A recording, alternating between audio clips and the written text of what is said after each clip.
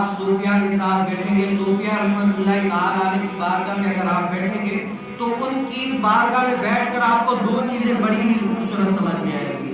ایک یہ کہ انسان کو اس کے نصیب سے زیادہ کبھی بھی نہیں ملتا۔ اگر انسان کوشش کرے نا، بھلے دنیاوی لحاظ سے یا اخروی لحاظ سے جتنا بھی کوشش کرے، بھلے دن سے لے کر رات تک، رات سے لے کر صبح تک جتنی بھی کوشش کرے، لیکن اس کے نصیب سے زیادہ اس کو کچھ بھی نہیں ملتا۔ بھلے جتنی بھی کوشش کرے، ملے گا اس کو اتنا ہی جس کا اس کے نصیب میں جتنا لکھا ہے اتنا ہی ملے گا۔ اور دوسرا کیا، وقت سے پہلے انسان کو کچھ نہیں ملتا۔